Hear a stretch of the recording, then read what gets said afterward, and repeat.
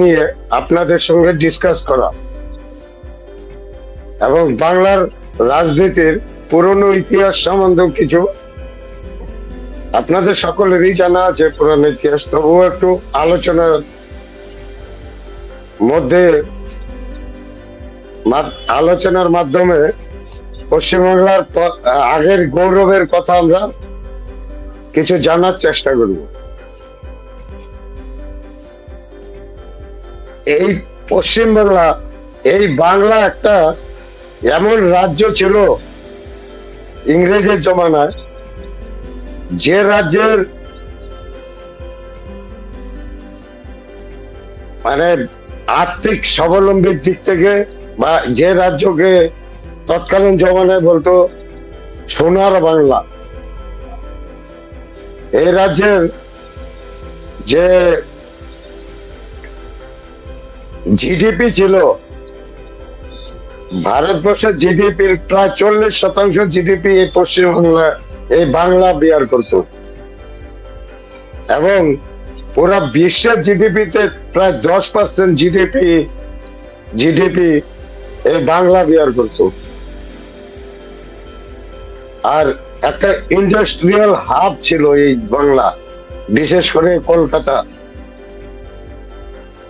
আর আজ কোথায় এসে দাঁড়িয়েছে এই নিয়ে আলোচনা আমাদের। স্বাধীনতার পর আমরা দেখেছি, স্বাধীনতার পর এই বাংলাকে শাসনের নামে শোষণ করেছে জাতীয় কংগ্রেস। আর এত মর্মান্তিক ভাবে শোষণ করেছে, প্রায় 29 বছর শোষণের পর বাংলার মানুষ বুঝতে পারলো যে জাতীয় কংগ্রেস বা কংগ্রেসের হাত থেকে আমাদের মুক্তির প্রয়োজন। আর তখন মুক্তির সন্ধানে বাংলার জনগণ কি করলো, 1977-এ কমিউনিস্ট নামক এক বিদেশি দালাল পার্টি, সেই পার্টি বলেছিল আমরা গরিবের বন্ধু, গরিবের সঙ্গে থাকবো, গরিবের জীবনের মান উন্নয়নের জন্যই আমরা এসেছি। আর তাদেরকে বিশ্বাসও করেছিল পশ্চিমবাংলার সাধারণ গরিব মানুষ, খেটে খাওয়া মানুষ। তারপর দেখা গেল এই বামফ্রন্ট বা কমিউনিস্ট, তাদের কয়েকটা শরিক দলকে নিয়ে বামফ্রন্ট বলে, সে বামফ্রন্ট সরকার দীর্ঘ 34 বছর শাসনের মাধ্যমে বাংলার শিক্ষার মেরুদণ্ড ভাঙতে শুরু করলো। বাংলার যে ইন্ডাস্ট্রিয়াল হাব ছিল, সেই ইন্ডাস্ট্রিয়াল হাব, প্রতিটা ইন্ডাস্ট্রিয়ালের গেটে তালা লাগতে শুরু করলো এবং লাল ঝান্ডা দিয়ে ওয়াকআউট করাতে শুরু করলো তাদের কিছু শ্রমিক সংগঠনের মাধ্যমে। দিনের পর দিন এভাবে যখন পুরা ইন্ডাস্ট্রিয়াল বাংলা ছেড়ে পালাতে শুরু করলো, তারপর বুদ্ধবাবু লাস্ট মানে ক্ষমতাচ্যুত হওয়ার আগে বুঝতে পারলো যে না, বাংলায় ইন্ডাস্ট্রিয়ালের প্রয়োজন আছে, ইন্ডাস্ট্রিজের প্রয়োজন আছে। 34 বছর পর বুঝতে পারলো, বোঝার পর টাটা মোটরস কে নিয়ে এসেছিল সিঙ্গুরে। আর সেই সিঙ্গুরের আন্দোলনকে কেন্দ্র করে সিঙ্গুরে 3 ফসলি কৃষি জমির উপরে টাটাকে বসানোর পরিকল্পনা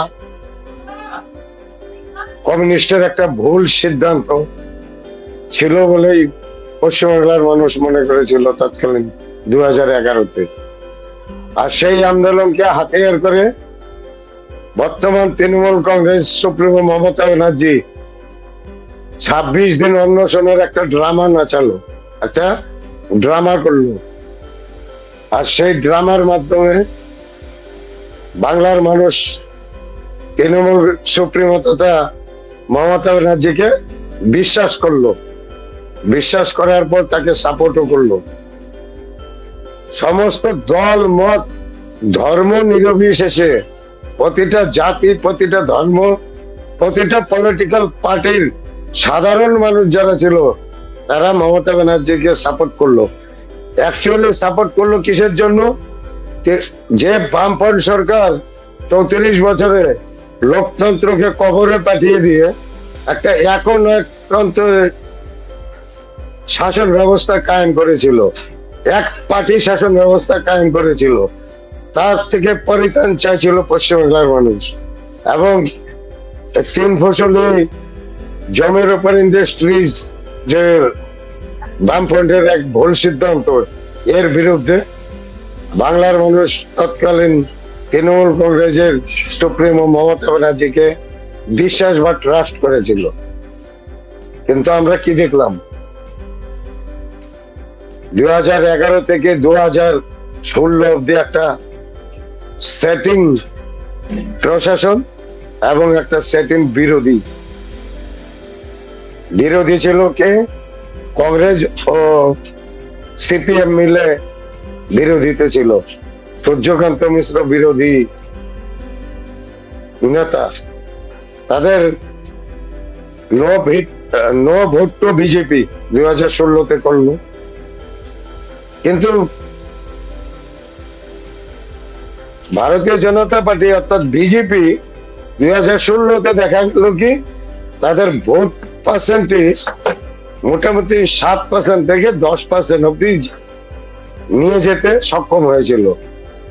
তারপরেই এই সেটিং বিরোধী এবং একটা মানে সন্ত্রাসবাদী তৃণমূল কংগ্রেস একটা সন্ত্রাসবাদী দলে যখন রূপান্তরিত হলো 2016 নির্বাচনের পর, তো এই একটা সন্ত্রাসবাদী সংগঠন আর একটা সেটিং বিরোধী রাজনীতি দল, এদের কর্মকাণ্ডে পশ্চিমবাংলার মানুষ বুঝতে পারলে যে বিকল্প শক্তির দরকার। তাই একটা পলিটিক্যাল পরিবর্তনের দিকে বাংলার মানুষ ধীরে ধীরে যেতে শুরু করলো। আর যার রেজাল্ট 2019-এ 18টা এমপি নির্বাচিত করলো ভারতীয় জনতা পার্টি। অবশ্য ভারতীয় জনতা পার্টির একটা আক্রান্ত পরিশ্রম ছিল। ওনাদের যে দিলীপ ঘোষ নামে যে ওনাদের রাজ্য সভাপতি ছিল ভারতীয় জনতা পার্টি, সেই দিলীপ ঘোষের এবং তার যে ভারতীয় জনতা পার্টির কর্মী সমর্থকের আক্রান্ত পরিশ্রমের ফলে 18টা সিট ভারতীয় জনতা পার্টি পায় এবং বাকি সিট তৃণমূল কংগ্রেস পায় 42টা সিটের মধ্যে। তারপর পশ্চিমবাংলার মানুষ স্বপ্ন দেখতে শুরু করলো যে 2019-এ হাফ, 21-এ হবে সাফ। সেই মন্ত্র নিয়ে ভারতীয় জনতা পার্টির প্রতিটা কর্মীবৃন্দ ঝাঁপিয়ে পড়লো পশ্চিমবাংলার রাজনীতিতে। কিন্তু কি দেখা গেল? তারা পশ্চিমবাংলায় যে ব্যাপক সন্ত্রাস, ব্যাপক পুলিশি অত্যাচার এবং ব্যাপক হারে সন্ত্রাসের সামনে কিছুটা হলেও হার মানতে হয়েছিল 2021-এ ভারতীয় জনতা পার্টি। এরা ভেবেছিল ক্ষমতা আসবো, কিন্তু তা না। তার কি বলে ভোটার মার্জিন তো বাড়িয়েছে, আর বাংলায় একটা পরিবর্তন তো লক্ষ্য করা গিয়েছে। যে জায়গায় 2016-তে 3টা সিট ছিল ভারতীয় জনতা পার্টির, সেই জায়গায় 77টা সিট হলো ভারতীয় জনতা পার্টির। কিন্তু তারপরে কি দেখা গেল? আবার ভারতীয় জনতা পার্টির যে বিধায়করা নির্বাচিত হলো, সেই ভারতীয় জনতা পার্টির নির্বাচিত বিধায়কদের ভয় দেখিয়ে তাদের উপর নির্মম অত্যাচার সন্ত্রাস চালিয়ে তাদেরকে দল থেকে আবার বহিষ্কার, দল থেকে তৃণমূল কংগ্রেসে জয়েন করতে বাধ্য করলো। তারপরে ভারতীয় জনতা পার্টির খাতায় রয়ে গিয়েছিল 65টা সিট, আজও অব্দি আছে 65টা বিধায়ক। এই 2021 টু 2026-এ যে সফর, এই সফরে দেখা গেছে রোহিঙ্গাদের বিশ্বাস বলিয়ান হয়েছে। আর যারা পশ্চিমবাংলার প্রকৃত হিন্দু বাঙালি, তাদের আত্মবিশ্বাস তলানিতে গিয়ে ঠেকেছে।